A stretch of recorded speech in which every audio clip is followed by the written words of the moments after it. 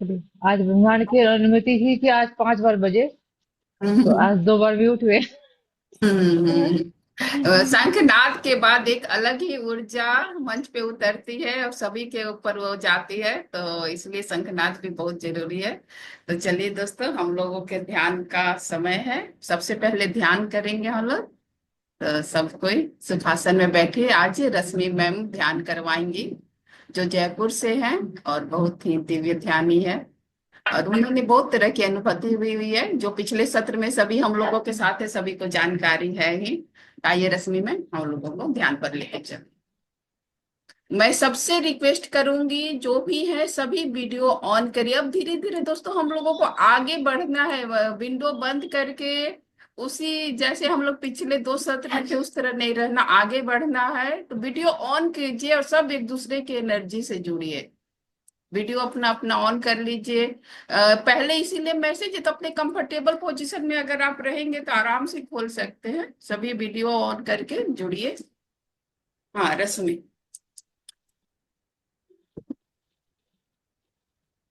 अभिनंदन सभी को। और आशा में आपको बहुत बहुत धन्यवाद। तो ज्यादा समय न लेते हुए हम सभी ध्यान करेंगे।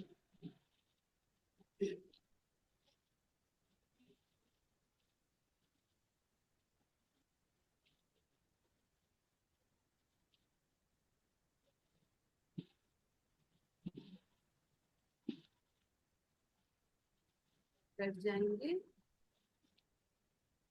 वही अपना आना पान सबसे सरल और सबसे सहज। सबसे पहले हम सुखासन में बैठेंगे, अपने पैरों को क्रॉस करके और अपनी हाथों की उंगलियों में उंगलियां डाल के अपनी गोदी में रखें।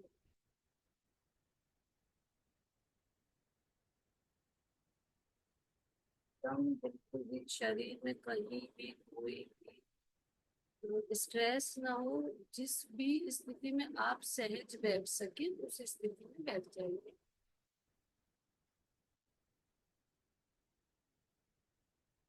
इन गहरी लंबी सांस लेकर एक पल रुकते हुए और छोड़ दीजिए।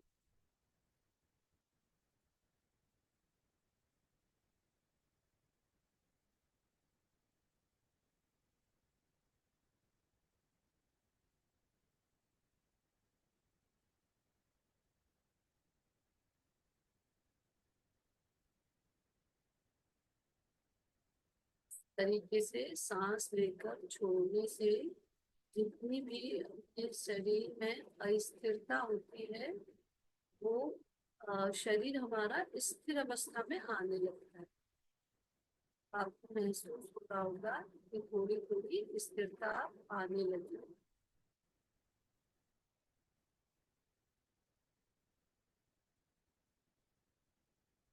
धीरे धीरे पैरों के तलवों को देखते हुए पगों को शांत छोड़ते हुए ऊपर की तरफ आएंगे।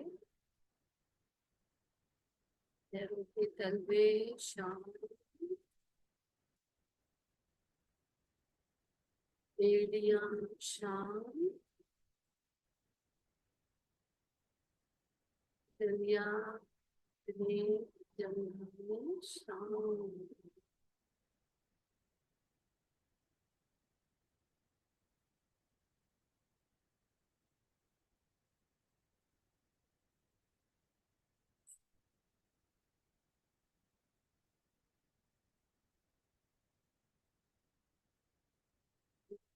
से लेकर ऊपर देखते हुए शांत होते हुए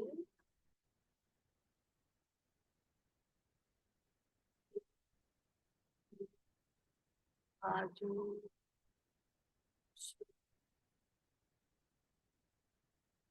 हथेलियां, उंगलियां, नाखून शांत।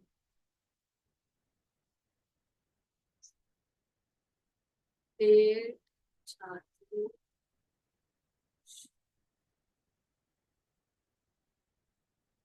जैसे जैसे बॉडी पार्ट्स को शांत होने को बोल रहे हैं, शांत फील हो रही है। पूरी गर्दन आगे और पीछे, शाम, सिर का पीछे वाला हिस्सा और ऊपर वाला हिस्सा।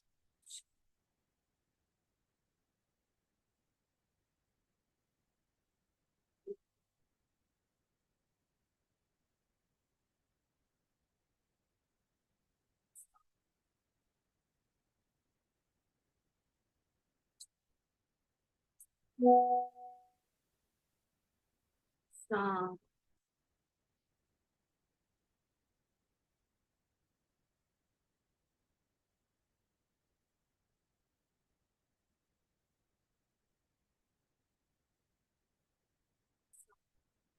जा रहे हैं आप,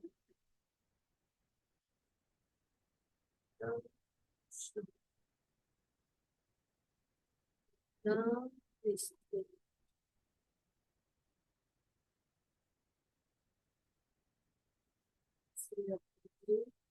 नासिका द्वार पर आ जाइए।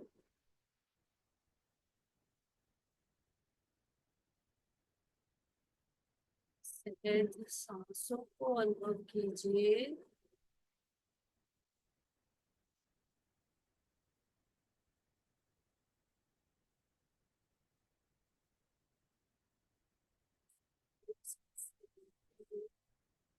कभी उनको देखते नहीं, ध्यान नहीं देते, उनको देखिए।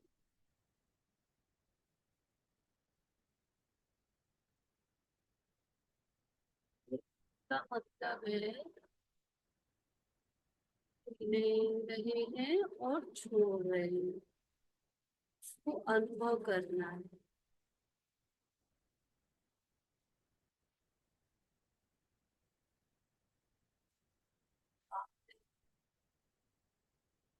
बाहर आ,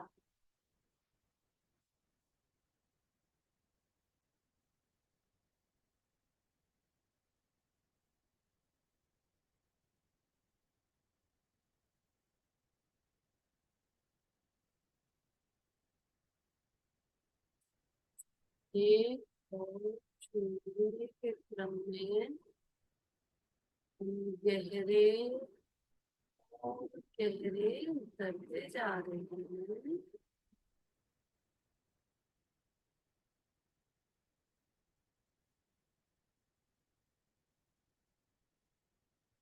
बिल्कुल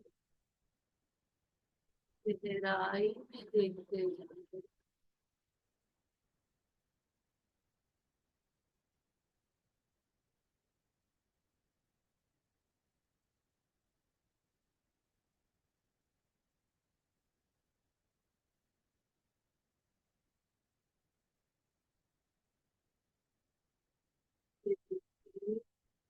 अंदर जाती हुई सांस कहाँ तक अंदर जा रही है, उसको भी फील कर रहे हैं।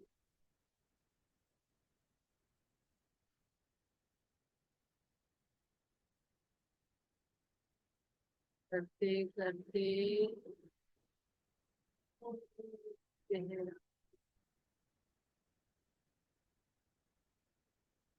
ही जा रहे हैं, गहरे।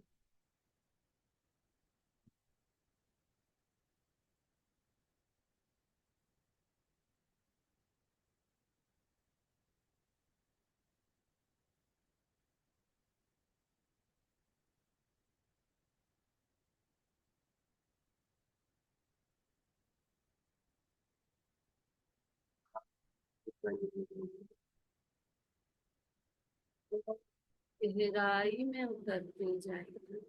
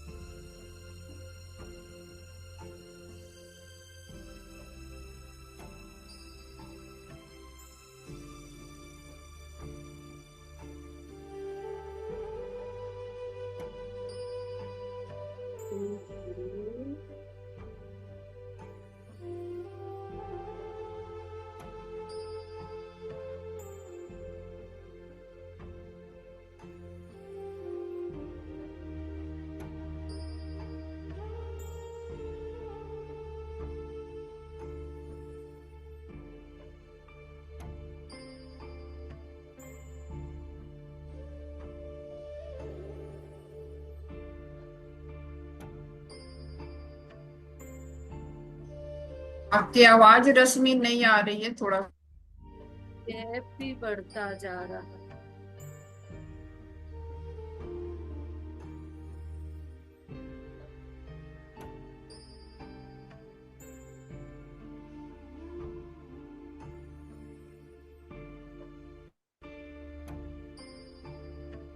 सांसों को देखते देखते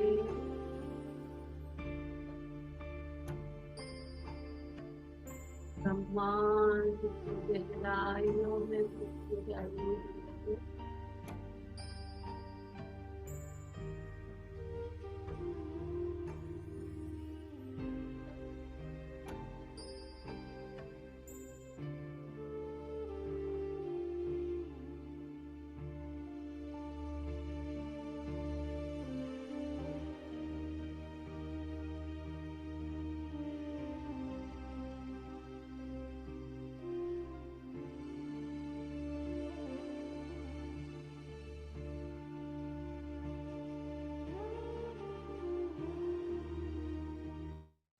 अपनी सांसें तो ब्रह्मांड का बहुत गहरा संबंध।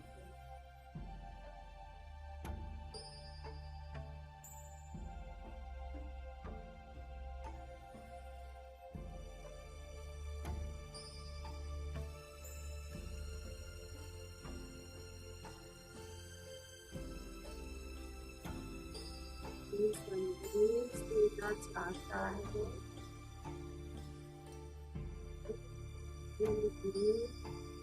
सांसों द्वारा ही भेजता है।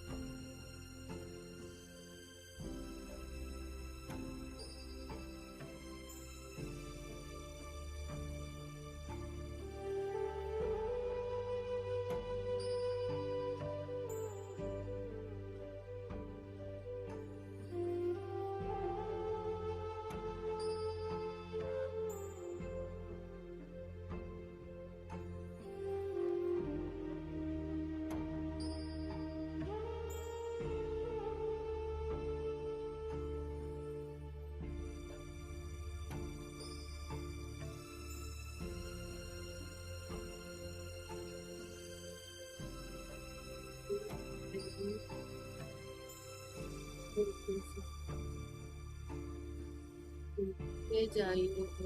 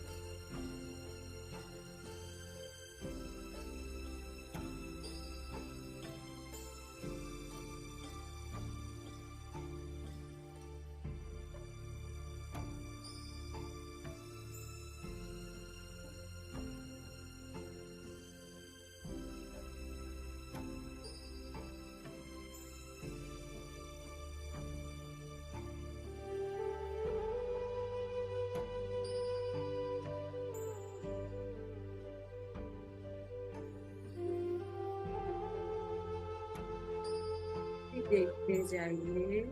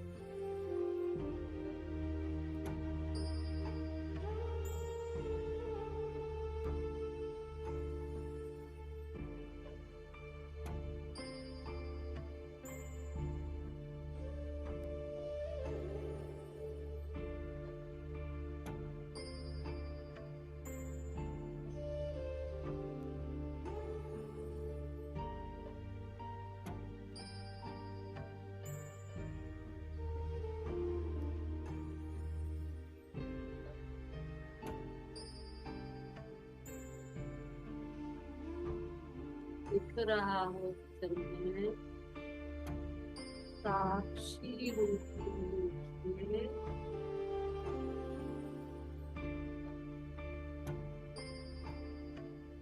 देखते जाइए।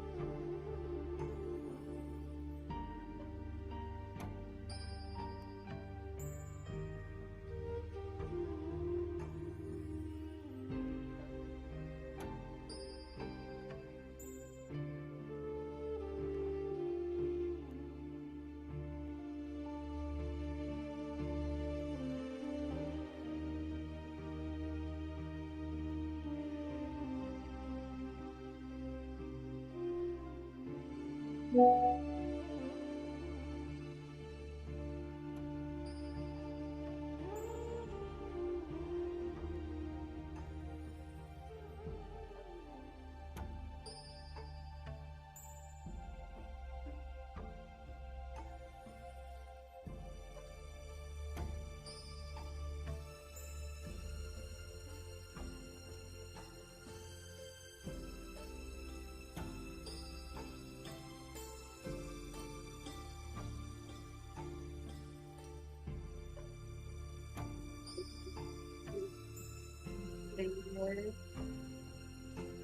12 सांसों को आगे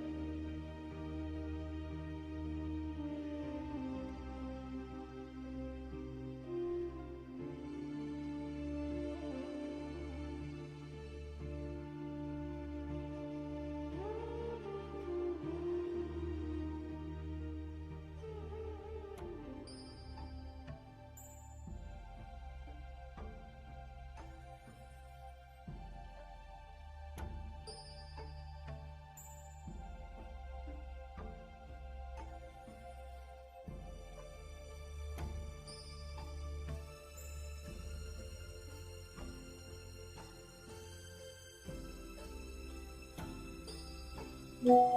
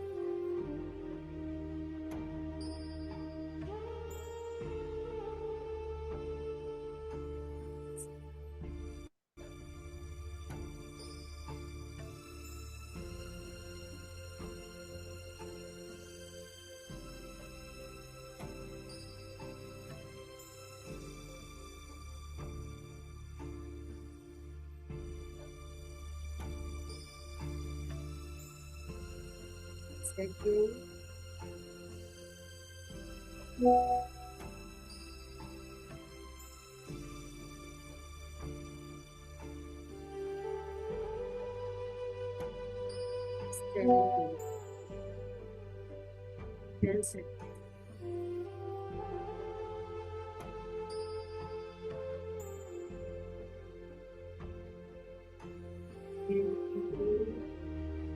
अपनी चेतना को अपने शरीर में लाइए कुछ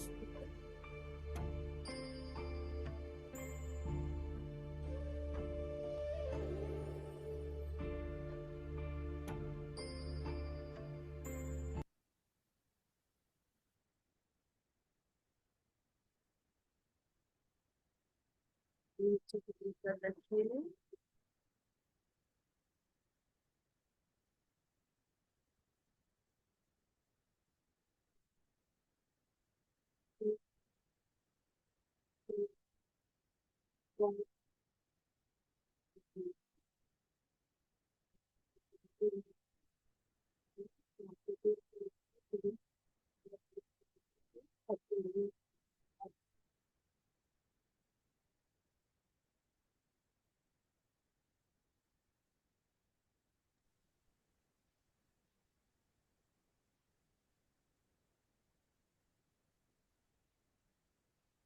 हमें आइए फ्रेंड्स, और हाथों को अपनी आंखों पे रखिए।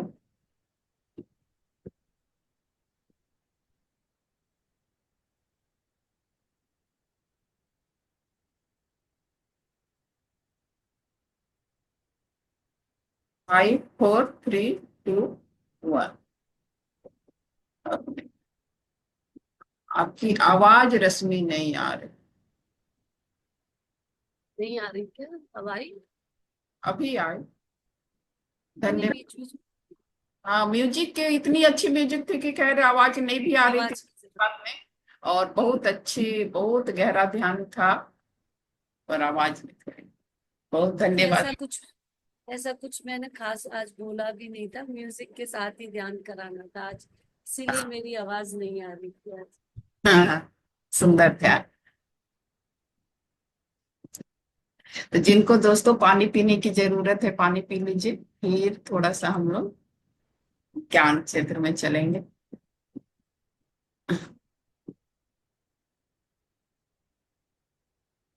वीडियो जो ऑन कर सकते हैं बिल्कुल ऑन कर लीजिए।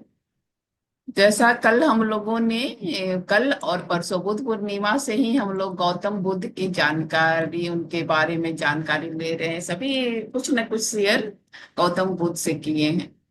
तो गौतम बुद्ध, ये बुद्ध कैसे बने हैं, उनके पीछे और किसका हाथ है? बीच बीच में यशोधरा का नाम आता है, लेकिन हम लोग बहुत कम ही लोग जानते हैं कि यशोधरा के जीवन के बारे में। और उनकी जितनी, मतलब मैं कहूँ कि बुद्ध को बुद्ध बनाने में यशोधरा का महत्वपूर्ण स्थान होता है। उनकी बहुत बड़ा उसमें त्याग है दोस्त। यशोधरा भी राजघराने से ही ये रखती थी। और कहते हैं कि वो सुदोधन, यानी कि बुद्ध के पिता के बहन की वो लड़की थी। दोनों का बाल्य अवस्था काफी समय तक साथ में बीता था, क्योंकि वो परिवार में ही थे। और 16 वर्ष की आयु में ही उनकी शादी वहां पे मतलब एक दूसरे के फैमिली में ही शादी उस समय होता था, तो उनकी शादी सिद्धार्थ से हो गई थी। प्रारंभिक जीवन से ही बुद्ध का मन, उनका नेचर देखकर यशोधरा को लगता था कि ये आध्यात्म की ओर बढ़ रहे हैं। उनके घर वाले वो आध्यात्म में न बढ़ सके, इसलिए उनको बाहर जाने से भी रोकते थे। लेकिन यशोधरा किसी न किसी बहाने उनको बाहर लेकर जाती थी। उसी समय उन्हें 3 अवस्थाओं की जानकारी हुई। उसी बाहर जाने के क्रम में उन्होंने कभी वृद्ध को देखा, कभी रोगी को देखा, और कभी मृत्यु को देखा। तो जब ये अवस्थाओं को देखा तो वो सत्य को जानना चाहा कि हमारे जीवन का सत्य क्या है।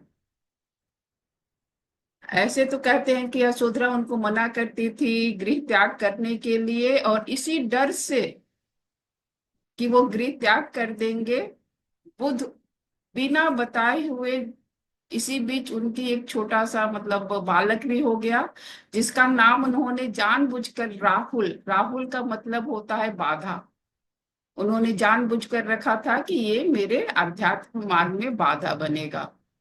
और उन दोनों को सोती हुई अवस्था में छोड़कर वो चले गए थे।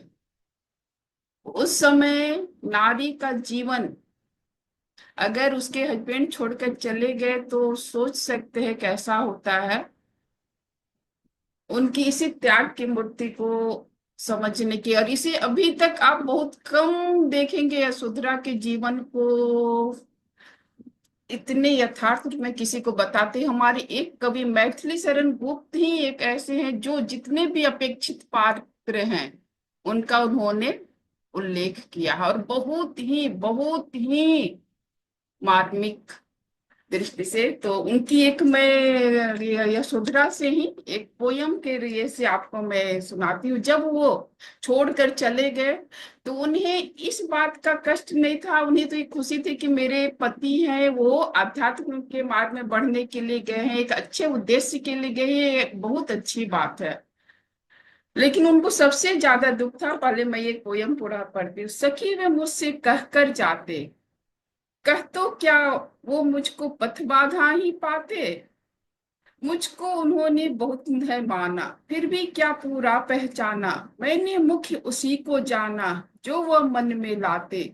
सखी वो मुझसे कह कर, उनकी हृदय की वेदना को समझ सकते हैं दोस्तों। इसमें कितना मार्मिक है कि अगर वो मुझको कहते तो क्या मैं नहीं मानती, अगर वो मुझे बतला कर जाते तो ये जो अभी मेरा जीवन है और हर्षपूर्ण बीतता, कि वो मुझसे पूछ के गए और मैंने उनको हाँ किया, तो अलग उस समय की स्थिति रहती। लेकिन वो मुझ पे विश्वास ही नहीं किए कि मैं उनको हाँ कहूंगी और मैं खुशी खुशी भेज दूंगी। उन्होंने बिना मुझसे कहे हुए मुझे इस अवस्था में चले गए, इसका उन्हें सबसे ज्यादा दुख था। स्वयं सुसज्जित करके क्षण में प्रियतम को प्राणों के प्रण में हम ही भेज देती हैं रण में, छात्र के नाते सखी वो मुझसे कहकर जाते।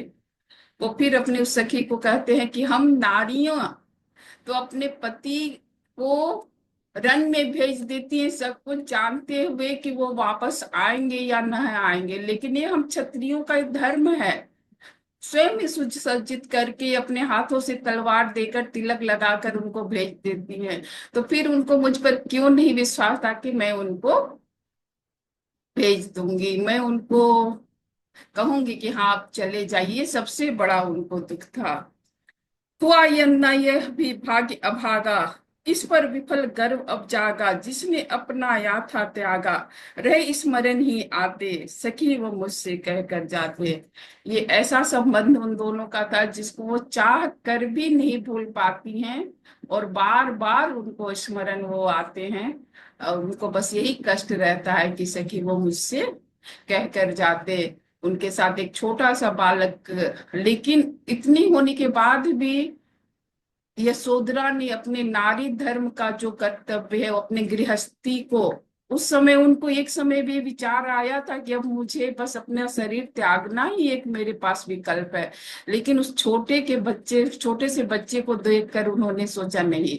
और उन्होंने अपने मातृत्व का बहुत अच्छे से पालन किया। जितनी शिक्षाएं राहुल को देनी चाहे उन्होंने सब शिक्षाएं उनको दी है। और अपना गृहस्थ जीवन का जितना पारिवारिक है, वो एक राजकुमारी थी तो राजकुमारी के ऊपर बहुत सारे दायित्व भी रहते हैं, वो सभी को भली पूर्वक उन्होंने उसको पूर्ण किया। और उन्हें ये पूरा विश्वास था कि गौतम बुद्ध गए हैं तो एक दिन अवश्य वो वापस आ जाएंगे, और हुआ भी ऐसा। तो उसमें एक अलग पंक्ति है, जब वो आ जाते हैं तो यशोधरा का मन उनको उत्तेजित होने के लिए मना करता है कि अब यह तुम्हारे पति नहीं है, अब वो एक सन्यासी हैं। अब तुम्हें इतने उत्तेजित होने की जरूरत नहीं है, अब रियल में धैर्य रखने की जरूरत अब तुमको है कि तुम्हारे पति इस शहर में आ गए हैं। अब उनको पति रूप में नहीं देखना है। सोचिए कोई औरत, कोई लेडीज, उनका पति करीब मुझे लगते हैं 16 सालों से बाहर गए थे और उन्हें पता चला कि वो मेरे शहर में आ गए हैं, मन कितना कितना उनको किया होगा कि मैं मिलूं। उस समय उनकी मेन परीक्षा थी कि नहीं, हमारे पति अब सन्यासी हैं, वो केवल अब मेरे नहीं है, वो लोक कल्याण के लिए हैं। अब मन तुम्हें बहुत स्थिर रखने की जरूरत है। तो सुनो, किसी कवि ने, वही मैथिली शरण गुप्त ने ये छोटा सा पंक्ति लिखा है, रे मन आज परीक्षा तेरी, यदि चले आए हैं इतना तो वो दो पग भी आएंगे क्या, मुझको जितना पीठ उन्होंने फेरी, रे मन आज परीक्षा तेरी। मतलब इतने दूर तक आ गए हैं तो उन्होंने मुझको छोड़ गए थे और वही आएंगे तब मैं मिलूंगी, मैं वो उत्तेजित होकर उनके पास नहीं जाऊंगी। और यही हुआ भी। सभी पूरा शहर उनसे मिलने गया, लेकिन यशोधरा अपने महल में ही रहकर उनका वेट कर रही थी।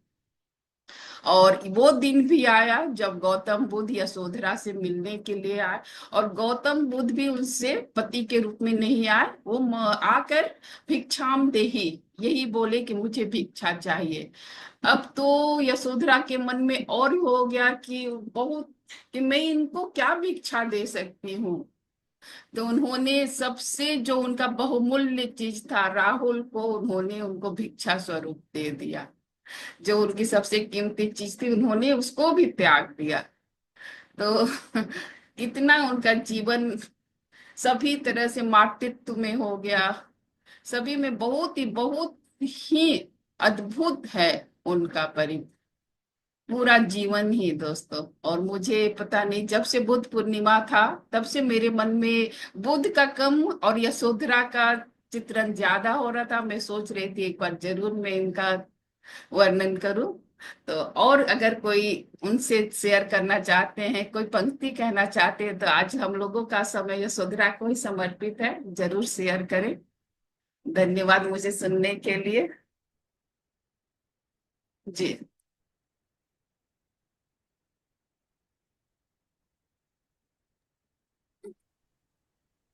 राधा दी। सभी को अभिनंदन। बहुत अच्छा मैम, रश्मि मैम का ध्यान बहुत बढ़िया, और इस मंच में तो वैसे भी ध्यान बहुत गहरा लगता है।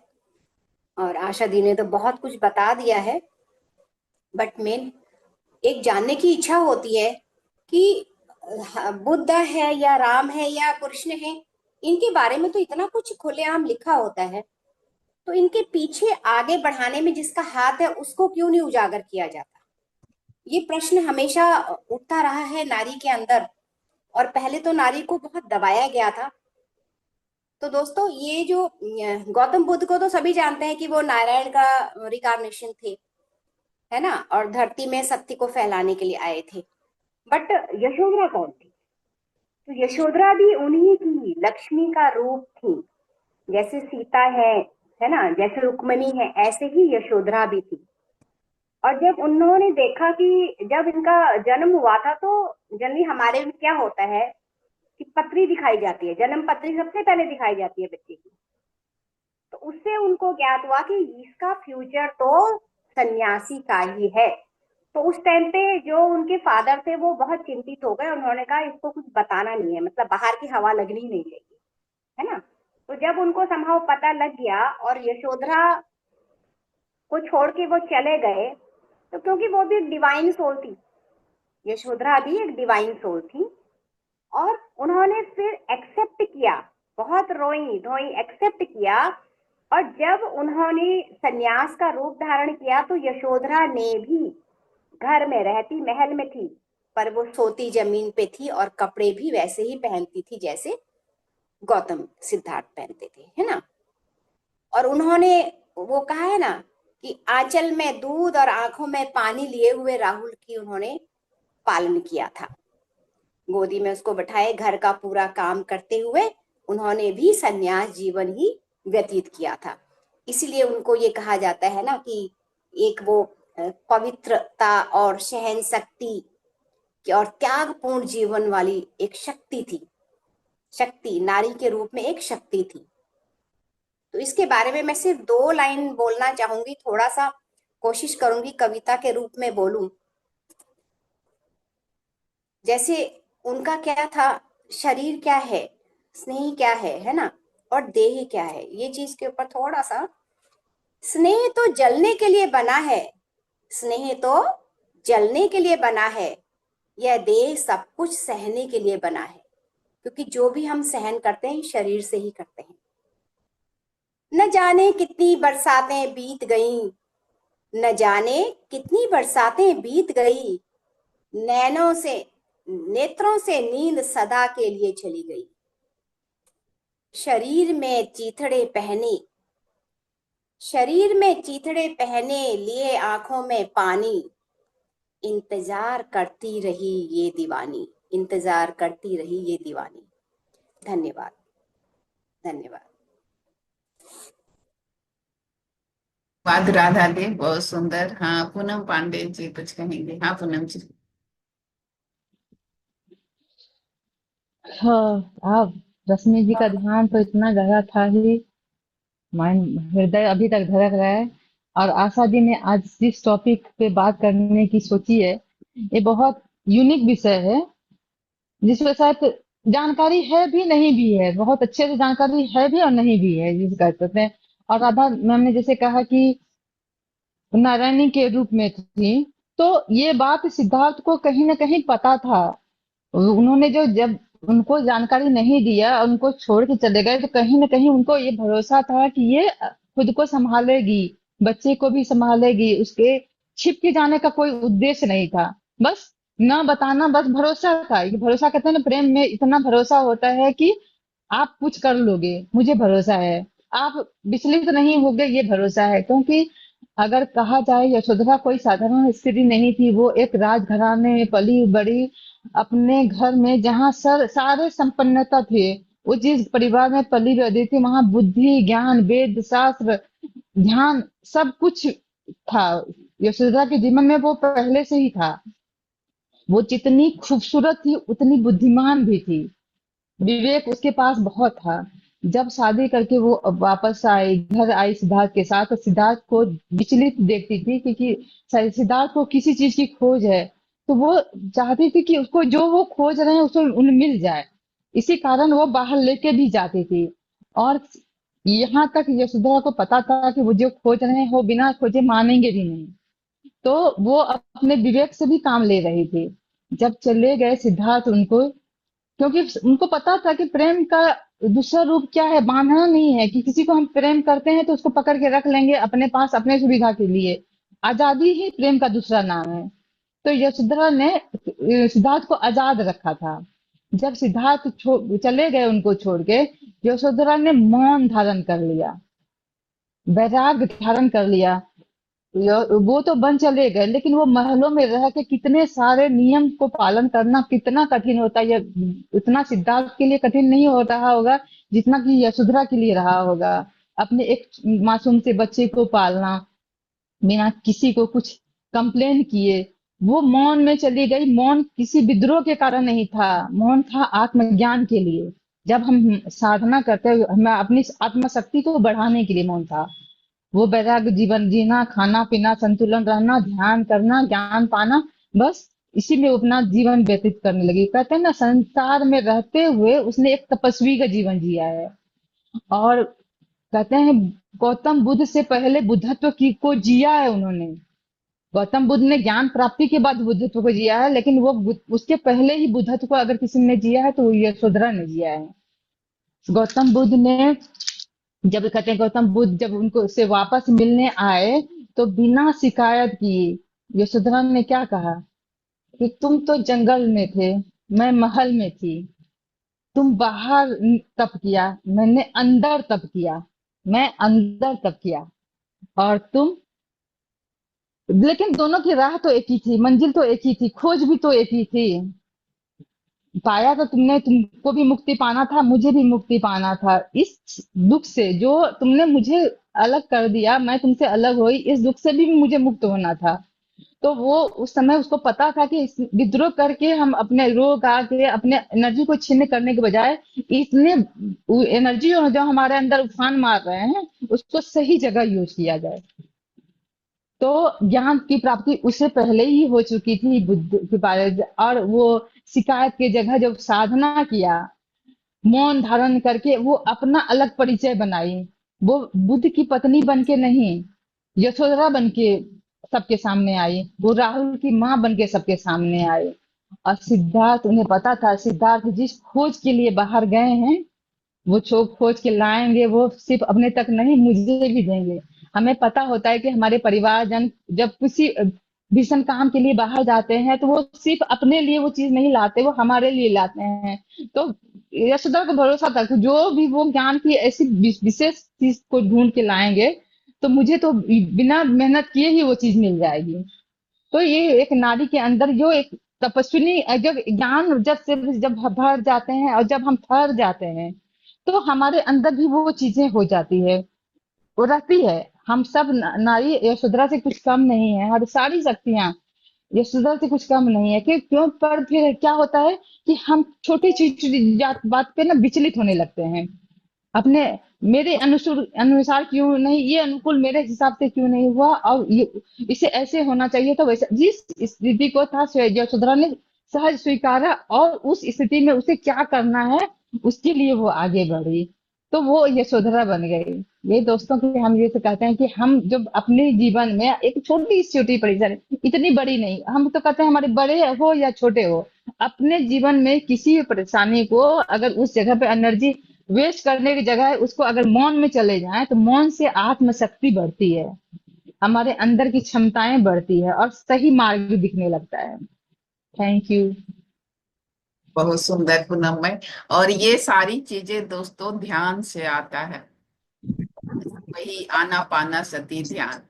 तो इसको इसलिए हम लोग कहते हैं अपना हम लोग के पारिवारिक जीवन में अगर ध्यान को लाएंगे तो कितनी सारी परिवर्तन होगी। सोचिए वो अकेली यशोधरा पूरे परिवार में सारे सुख सुविधाओं के होते हुए भी उसने एक तपस्विनी का जीवन जिया जिससे उनका मन विचलित ना हो और वो अपने बच्चे का पूरा पालन पोषण अच्छे तरीके से करे, उन्हें पूरी वो शिक्षाएं दे जो एक छोटे से राजकुमार को मिलना चाहिए। वो सारी चीजें उन्होंने ध्यान से ही पाया।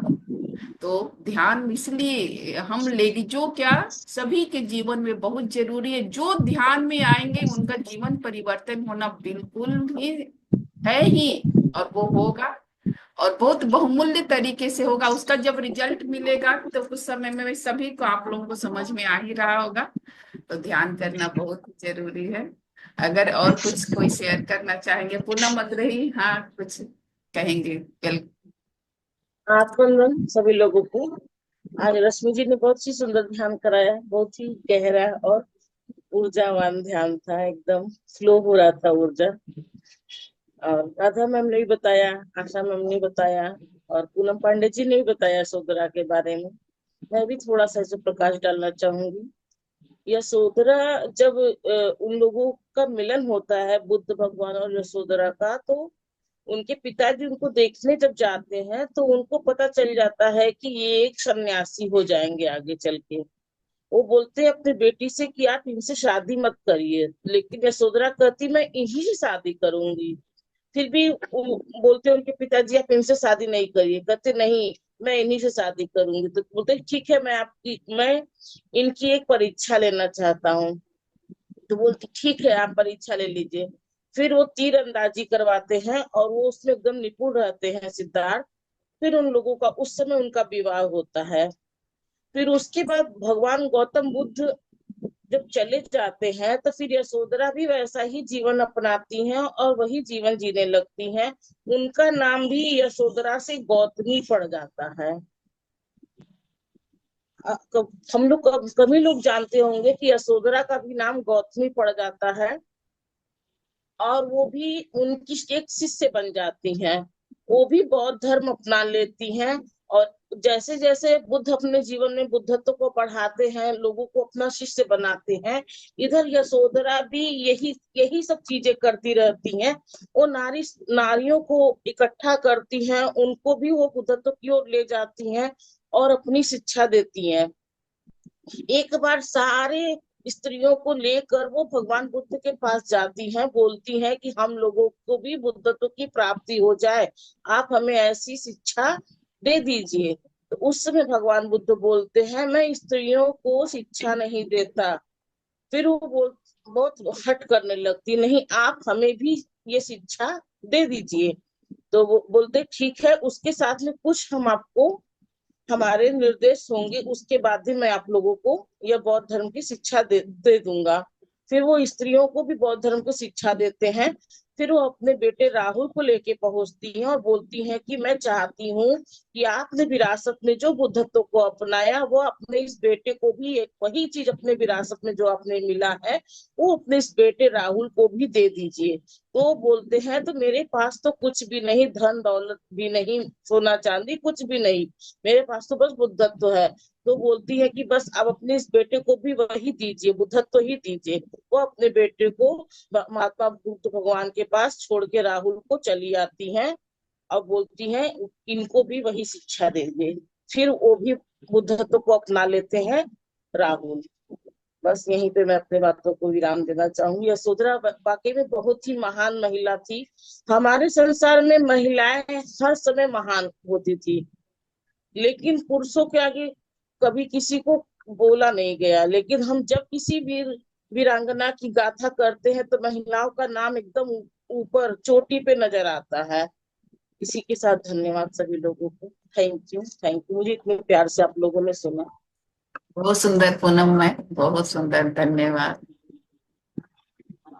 हाँ हमारे और दोस्त कल मैं बोली थी तो मुझे लग रहा था कि आप लोग थोड़ी थोड़ी सभी कोई कुछ ना कुछ तैयारी जरूर रखे होंगे।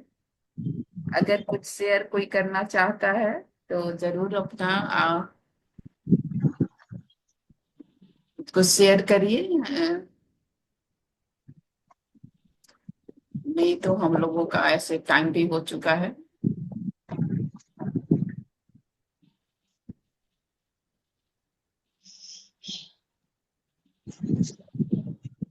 किसी के ध्यान से ज्ञान से कोई है शेयरिंग, उसे भी कर सकते हैं। अगर यशोधरा के बारे में कुछ कहना है तो उसे भी कह सकते हैं। मैं 1 मिनट इंतजार कर लूंगी, अगर आप लोग शेयर करना चाहते हैं तो प्लीज। और जब तक आप सभी चीजों में इन्वॉल्व नहीं होंगे तो आगे बढ़ने में फिर वो दिक्कत है। जब आप साथ मिलकर चलेंगे तो फिर आगे के जो रास्ता है, ध्यान में कहीं की दिक्कत हो रही है, ज्ञान में क्या हमें कमी है, वो सारी चीजें हम साथ साथ मिलकर चलेंगे। तो पर आप लोग अगर साथ शेयर नहीं करेंगे तो हम 4-5 शेयर करेंगे, उससे फिर आगे बढ़ेंगे, फिर 4-5 शेयर करेंगे। सभी को मिलजुल कर यात्रा करना है। ये जो हम लोग बीच बीच में सेशन रखते हैं इसलिए कि आप लोग भी साथ साथ में चलिएगा।